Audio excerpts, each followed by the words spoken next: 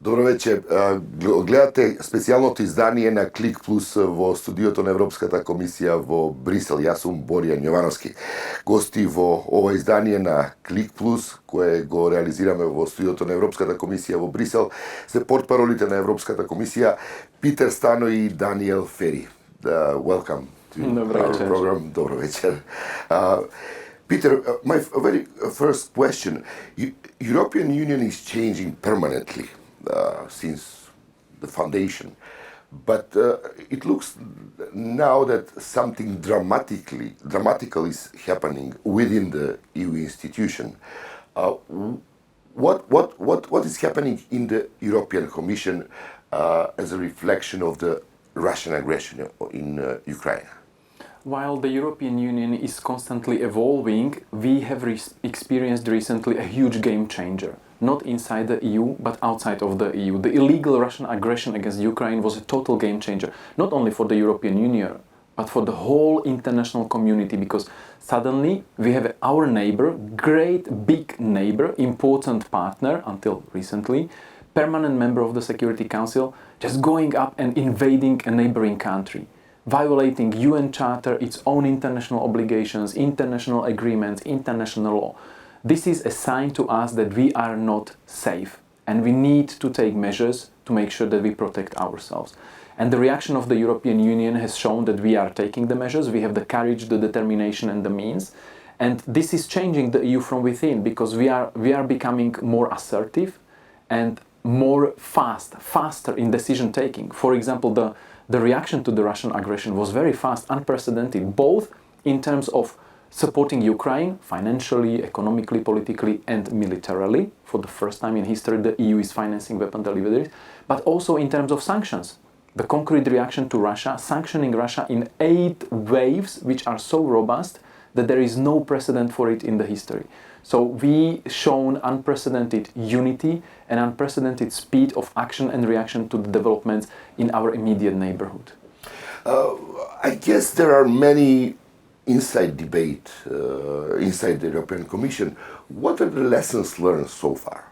There are, I think, 2 biggest lessons learned. One is that we cannot really believe anyone, because the world outside is really, really rough.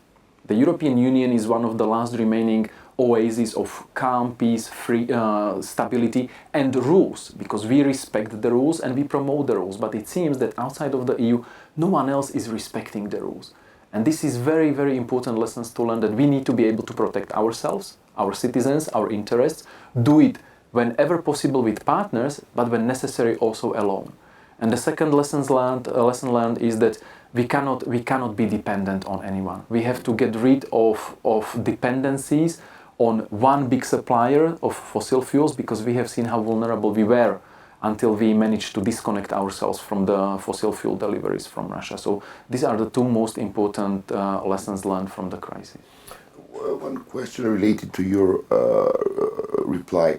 What about those who are inside the EU and do not respect the rules? Well, the European Union is a community based on the rules. So if you are a member state of the EU, you have to stick to the rules. And if you don't, the EU has means and mechanisms to make sure that the necessary improvements are achieved. And this is happening always when the European Commission, as the guardian of the treaties, finds that some of the member states or one of the member states is not sticking to the rules in certain areas. Daniel, there was a large debate all over Europe about the future of Europe. How Europe will look like in some foreseeable future or the future. So this debate was also there was an impact from the Russian aggression in Ukraine on this debate. What are the conclusions so far, having in mind what is happening right now? What was the response of the citizens in this debate? How they perceive the future of Europe? No, absolutely. I think that's a very, very fair point to make. We had what is called the Conference on the Future of Europe, which ran for a year, 2021 to 2022. It concluded on the 9th of May this year. So obviously part of that conference took place during Russia's war of aggression against Ukraine and all of the horrific consequences that flowed from that. At the moment, to answer your question, what is the outcome of that? We have now 49 concrete, substantive proposals from citizens as to how they want to see the future of Europe. There are over 300 different measures, from mental health to security to sport to our neighbourhood, a huge range of different issues. Now, as I said, of course, during the conference itself, we had the invasion taking place in February. And how this invasion reflected the debate about the future of Europe? Absolutely. Mm-hmm. So first of all, in the conference itself, we had invited parliamentarians from Ukraine. We had stakeholders. We had a huge amount of people from Ukraine taking part, actually, in the conference. If you even look at some of the meetings that took place, we had the Ukrainian flag right across Europe, really front and centre of the debate. Now, concretely, what were some of the recommendations? There we had, for example, Peter mentioned energy security. There is a proposal there in the Conference on the Future of Europe, recommendations to drastically reduce our energy security on countries such as Russia. We have also elements and proposals and policies related to our enlargement. For example, giving countries such as Ukraine credible perspective. So I think there is, and there was definitely a direct consequence from the war on the Conference on the Future of Europe. Of course, now the conference took place before the war as well. So we had a number of different policies that I can mention. For example, mental health. That was a really big one that came to the fore during the discussions, and that's something that we will follow up on directly.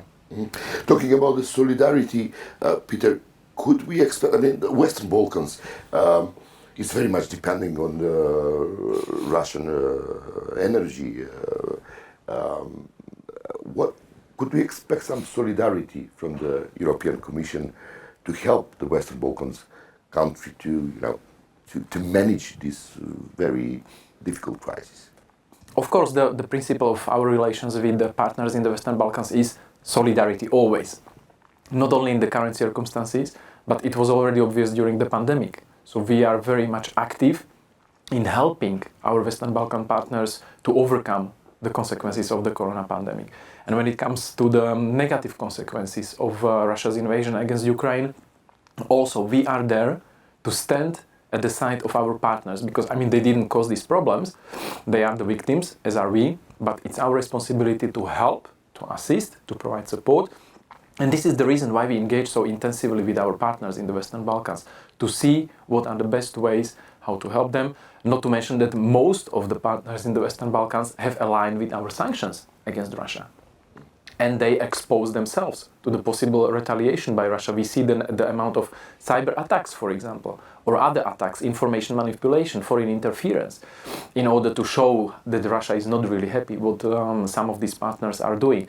And this is why we are there, helping to weather the negative impact of the increase in prices of energies, but also food. We are helping specifically to North Macedonia and Albania with resilience when it comes to cyber defenses. So these are areas where we are very active, and we are very aware what kind of challenges countries in the Western Balkans are facing, specifically in this context of Russia's illegal aggression.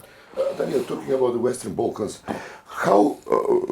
what's the outcome of the debate of the future of Europe? How the citizens of European Union, politicians, member of the parliament, how they perceive Western Balkan and the future of the Western Balkan? I think it's important to point out from the outset that during the conference on the future of Europe itself, it wasn't just EU citizens taking part in the debate. There were many different people from right across the Western Balkans invited, from youth organisations to other types of stakeholders. So we heard firsthand from their experiences and how they themselves see the future of Europe.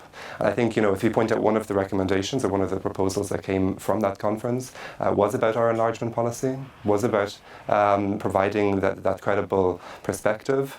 And there you see, for example, we came forward only last week it was with our proposal from the Commission's side on our enlargement package. So I think, that feeds into it. The real life input from people in the Western Balkans was definitely welcome.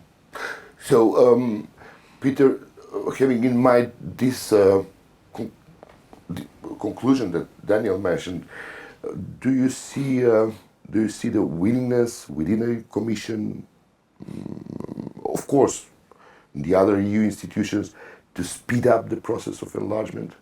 The enlargement is one of the most successful European policies in the history, and the European Union is committed to it. And it was reinforced also this week during the presentation of the enlargement package 2022.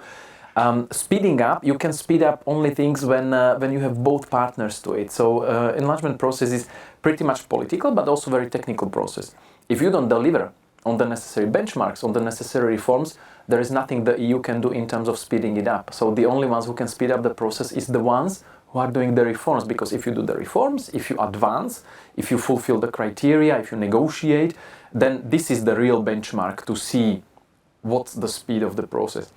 And then the member states, of course, have to reflect on it. And this is a two-way in terms of credibility. So on one hand, the candidate countries have to deliver on their ambitions, on their homework, of course.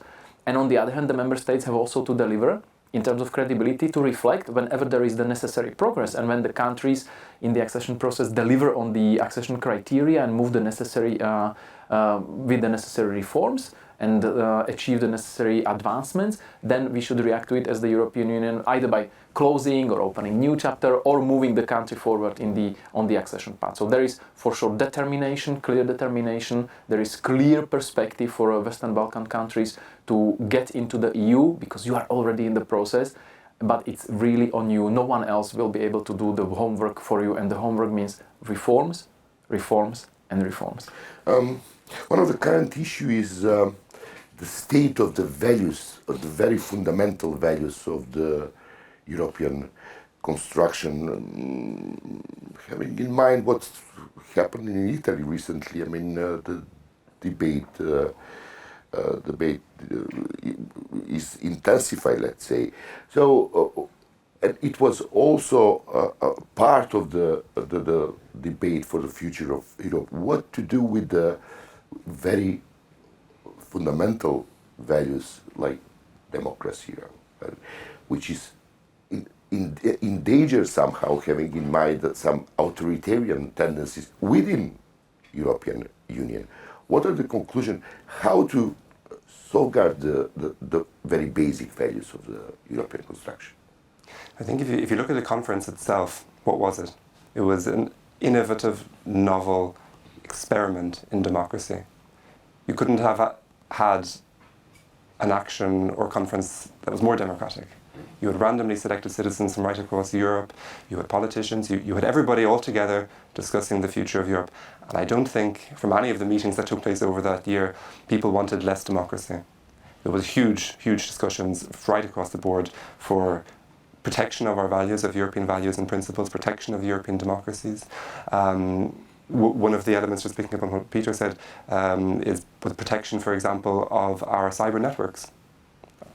That's a really big thing at the moment, how to protect our democracies through that side of the debate.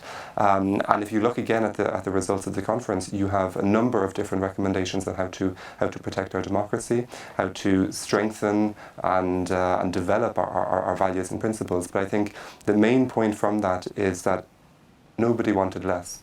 It's all about more.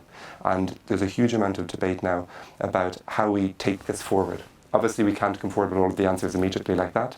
Once the conference ends, each institution from the European Union side will now go home, do their homework, and look at exactly how we can address each of these proposals. We had, for example, the President in her State of the Union address in September outline already some of the proposals that will come forward next year. And next week, actually, we will have what's called the Commission Work Programme, where we set out exactly what we intend to do in 2023, and there you will have some more details as to how we are going to address some of the issues that were raised during the conference. Peter, as a executive power, let's say, within EU, European Commission, what do you think? What can you do in order to protect the state of the basic values? Well, executive power in the EU is actually in the hands of the member states because they are the ones implementing the European policies and having the life in their countries, maintaining the life and maintaining the rules and the principles. Of course, Commission is the guardian of the treaty, so we are watching over the member states, over how these principles are being met or reflected or respected. And if there is problem, the Commission points out to it and makes sure that there is that the mistakes or problems are being fixed. But it's up to the member states to preserve what they have, because they wanted to join the European Union exactly the way how North Macedonia wants to join. So before it was Slovakia who wanted to join and joined in 2004, then before it was Austria who wanted to join, and all the others who were basically just joining the EU because they want to live and provide the life for their citizens based on these principles. Democracy is one of them. And you mentioned the case of Italy. I mean, the elections in Italy were free and fair, and it's up to the people to elect their governments and to shape their political system. And the EU will be in the way how the citizens of the member states want to have it. So this is not really for the European institutions to tell them like, you cannot vote for certain parties. It's for the system, for the political system, for the judicial system in the country to make sure that the principles, the constitution and the European legislation are being respected. And we have full confidence that our member states, regardless of all the problems and the public discussions about shortcomings, we are sure that the member states have these systems in place and that these systems are working. And if not, then that's the role for the European Commission and the European institutions to step in and to see if we can fix it. But we are not there yet, and the EU is vibrant, is alive. We have elections being repeated, we have governments falling if they don't deliver on people's expectations. So there is no source of worry. There is a source of worry by seeing two things: the polarization of the political discourse and the foreign interference and information manipulation. Disinformation, very important thing, because there are very many actors outside of the EU, but also within the member states, who want to manipulate the public conscience, the public awareness, and they try through misinformation, disinformation, fake news to undermine the overall confidence of the population in the authorities, in the institutions, in the European model. They want to basically take away the trust of people. They want to confuse them, and these are the risks, and this is what we have to work on, because through this information manipulation, you can actually see real threats to democracy and to our principles. Talking about the values, one of the main threat for them are the fake news. So as a last question, what to do to prevent the damage that fake news are making all around Europe, especially on the basic values? The question for both what the future of Europe, what the debate future of Europe is suggesting, and what the Commission is doing. I think from the conference on the future of Europe side of things, there's no one answer to this. There's a number of different policies and decisions and actions that can be taken to fight fake news, to fight disinformation. The Commission is already doing a huge amount of work in this area, and certainly one of the areas where we will take forward, I'm sure, more work over the coming months and coming years. Is there one single bullet that will answer the question here? No. This is all about things such as education. It is about things like ensuring independent media, providing that space for them in the long term. It's about, for example, ensuring that when there is fake news out there, that you can debunk that quickly, rapidly.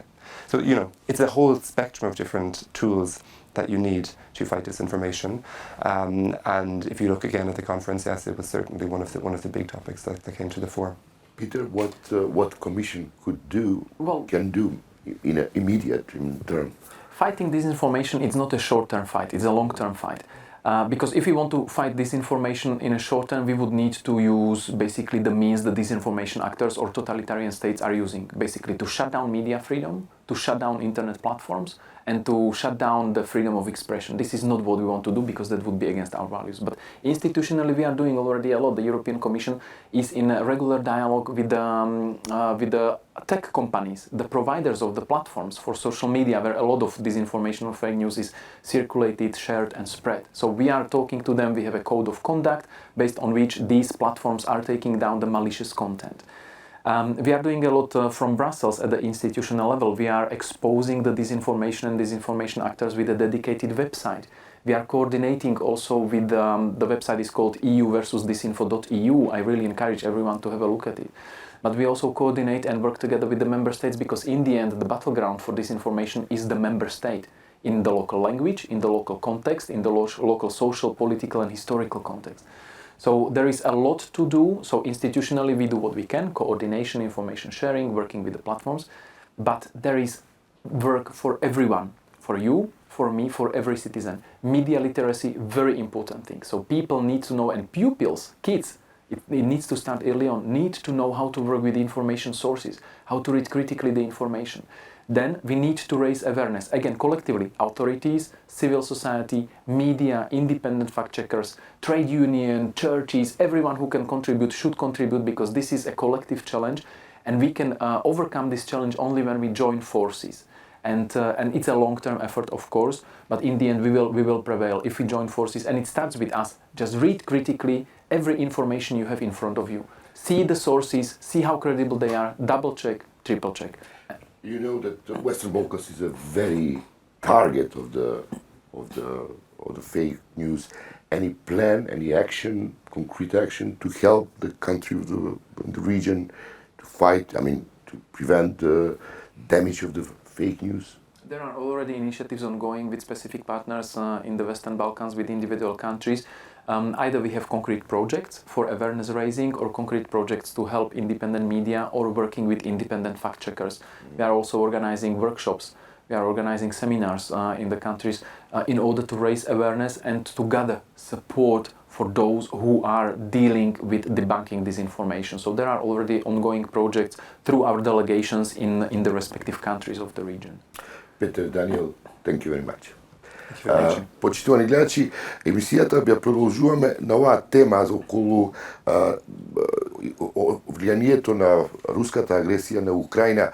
Во Европскиот парламент разговарав со двајца пратеници, пратеникот Вашчиковски, кој е заменик председател на Комитетот за надворешна политика, како и пратеникот и член на овој Комитет за надворешна политика, Ауштревичиус, кој доаѓа од Литванија. Погледнете ги и овие интервјуа кои ги снимивме во Европскиот парламент.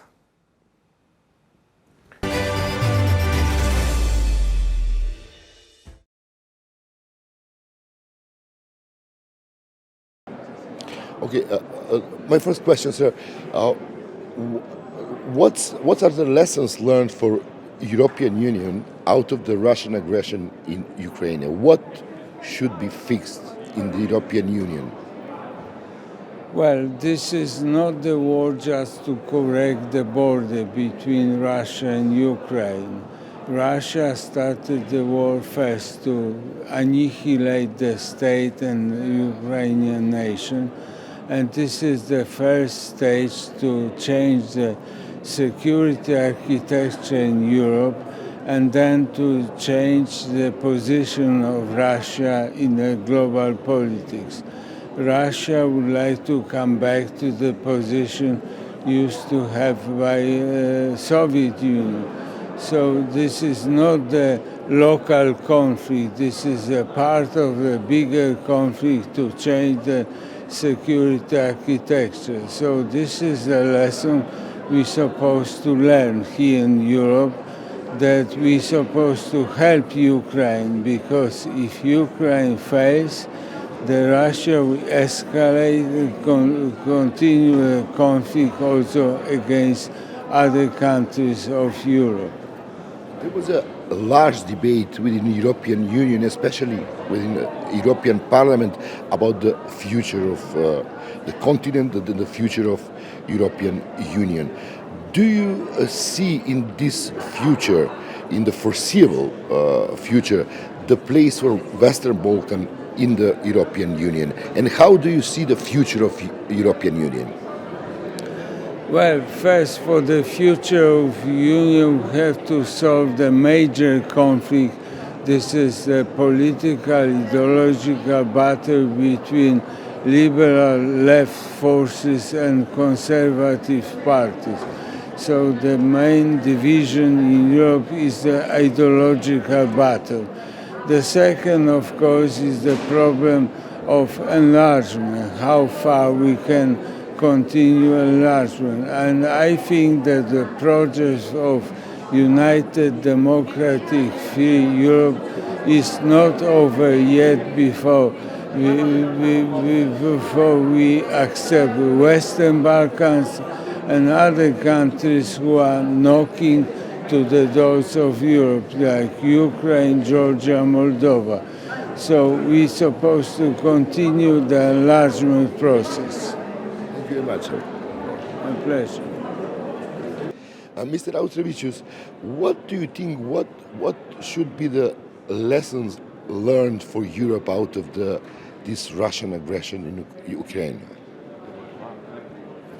I think it would be great, if we learn and we live according to learning, all right? I would appreciate if we draw really major conclusions out of this aggression which came from the Russian side. It was coming for a long time, but it was denied. Denied by some member states, by some politicians, even here in Brussels. It wasn't seen as a kind of cloud of storm coming and approaching from Russia towards Europe. It was seen more like a lucrative business, lots of business possibilities, like, with somebody you can talk to, but it was everything wrong. And it was we've been deceiving ourselves that we can change Russia by the way of dialogue, by bringing more money, more investments, buying more fuel from that country. But it was, proclaimed prophecy, nothing more. We've been trying to raise some issues, but we haven't been heard, at least some countries, especially the Baltics. We knew that the society, once you've been following tendencies, how the society developed, what was the people reaction, to some decisions from West, from Russia, it was very, very worrisome. So, do you think that this situation, and after all that happened, it will make the Europe more resilient, more united, stronger? I hate this principle as Europe goes from crisis to crisis and makes the right decisions out of that and becomes stronger and more resilient, as you rightly said. But maybe it's the case. If we don't do anything, if we don't draw conclusions, we will put our future under huge risk. Why? Because Russia is not only authoritarian state. There are more authoritarian and bigger states like China. If we don't react now, if we don't change our behavior, if we don't focus more on our independence, strategic independence, and not reliance on those bigger authoritarian states, we will create very gloomy future. And I'm not jealous for future generations if we don't make decisions right now. It's time, and it's a great possibility to improve and to make our lives safe in future. There was a large, huge debate about the future of Europe. It took place here, by the way, in the European Parliament. So, what are the conclusions? How you understand the outcome of this debate? What's the future of Europe? I think it was a great exercise, and it should be continued once we listen to people, different groups. Of course, we have many campaigns, political campaigns in member states, from elections to elections, right? But we sometimes forget European people in between of European elections. okay? 5 years period, okay? And many things change. You can see how quickly present world is developing. It's not like before. I mean, you could, have one future conference in 10 years, and you will be sure that nothing much will change. No, things are rolling on much quicker. Things are developing more quicker. Third countries make an impact on us much more.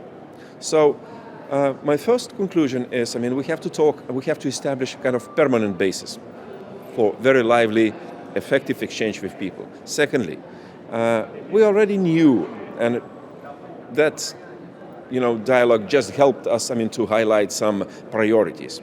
Loopholes, energy, healthcare, and so on. We have to focus on those issues, and we have to fix it. It's not much, it's not expensive, but we have to make, kind of a comprehensive conclusion. If we fix only 15% from the decision we have to make up to 100, it's not a solution. So let's be serious. On energy will predecide our future, our economic competitiveness for long. So, let's invest. Let's make final fix in this policy line. And my general conclusion, really, European Union must be a political union. A political union. If the politicians on the European level have little of power, to impact decision making in sectorial policies, it will be like a competition with time, and we will lose because time is always quicker than we. So that's why I think we have to be taking those signals very seriously. But once we fix those proposed things, let's not be naive that future will not ask for something more. Because we are in a race with time. Having in mind that many things still not fixed in Europe, and Europe as such, European Union, has various problems. What is the place of the Western Balkan within the future of Europe? Could we see the Western Balkan integrated in some foreseeable future? I think we made a very strong promise, Europe as a whole. So it means that we have no right, no moral, neither political right, to tell any European region that, look, you are not a part of Europe, united Europe. And why those regions want to be of a united Europe? Because there is a big advantage to be inside, to be around the table, to decide together, and to probably implement and to build a stronger Europe. So for me, it's a kind of, we have naturally expanded to the cultural boundaries of Europe. It's probably the best what we can do. And do it in a kind of, again, continuous, comprehensive way. I see Western Balkans as a very good possibility to be a part of the European Union once reforms are accomplished, and this is, I know, it's a painful road, very painful road, but we need not just a promise to do those reforms, but we have to implement them. I'm personally a bit worried what is going on in Bosnia and Herzegovina. I followed that country already, I would say, almost for 20 years. And it was going forth and back with a lot of political speculations in some particular parts of Bosnia and Herzegovina. And this is a very bad example. Now I think we have a much open-minded understanding about Western Balkans. Invitations are extended, but once we made invitations, let's be serious about further steps. Otherwise, we will not be seen as a serious player, even within the boundaries of Europe. So that's why I welcome Western Balkans as well as Eastern European countries once reforms are accomplished, and we have to assist to do those reforms, all right? But we have to see results. And finally, what is most important, United Europe gives a very strong promise for people for a better future. So, and that better future should come not in a distant future, but opening markets gradually, involving businesses, giving people possibility to travel. That is about the better future. Have you understood yesterday presentation of the Commissioner Varhey? Do you think that there is a decision within European Union Council and Commission both to finally speed up the process and to make it out of this context when, as cynics say, Europe is pretending that enlarged and the Western Balkans countries are pretending that they are reforming themselves? You know, I think we kept those countries with a certain promise, not spelled out promise for too long, far away from us. And there is a certain lack of confidence. I mean, some countries were promised almost for more than 10 years. I mean, you will be invited. And, you know, it's nothing is going on. I mean, it's unbelievable. Generation has changed, and we didn't deliver that promise. So we have to be very careful in future. I mean, delivering promises and not living according to them. I understood that, and I see among my colleagues that there is a different perception now. Maybe with this political community, European political community, which might be for confidence building at a larger scale, but not a supplement for membership. Let's be serious on this, okay? Some countries never will acquire the EU membership. Never. But some countries which want, they have to acquire. I feel that now we are, you know, a bit more open-ended about the future members, because we know that it might take time, but let's start that period. Let's go according to some plans and according to some, you know, political promise. Otherwise, you know, instability in Western Balkans will affect European Union. Do we need any instability more? Do we need kind of, you know, political, insecurity in those countries? I don't think so. I don't think so. We saw as Europe is one entity. It's easy to cross, easy to penetrate. I mean, with the different unwanted processes. So I see a different perception as let's be more open-ended and probably even presenting a candidate status to Ukraine. Do you think that that was easy decision from the EU? No. I mean, Ukraine not long ago was said, I mean, oh, goodbye. I mean, you never be a part of the European Union. But now it's different. And Ukraine is big. Western Balkans are much smaller. So I think we can construct this new house of Europe, more stable house of Europe with all our neighbors who are European. So, I mean, we have no historical right to draw, you know, with the pencil of Stalin, any red lines as leaving those in the cold. One final question. You mentioned the hesitation within a European Parliament, Council, Member States about what is behind the European political community. Is it clear that it's not an alternative for the Western Balkan countries' membership in EU? I want to believe that the words of President Macron and others who said no, and even von der Leyen and Mr. Borrell, they said no, it's not an alternative to the membership. I take it very seriously because, 44 countries which took part in the first meeting of the European political community, it's far away from probably future EU member, size and numbers of the member states.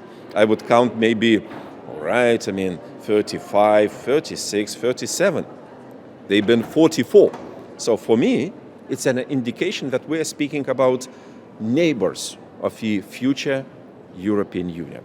And I believe it's a clear message to all countries which are on the run on the way to become member states. If we confuse with that community future member states, it will be a very big mistake which we might make. I don't know how to resolve it. I hope I am clear that European Union and European political community, two different but good things which might work together and complement each other.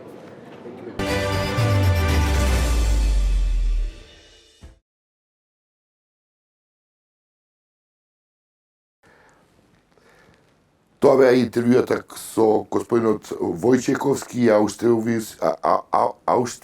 Ауштревичиус, се извинувам поради неможноста да ги изговорам овие имиња како што треба. Во секој случај тоа е се за денеска. Ви благодарам за вниманието и до гледање.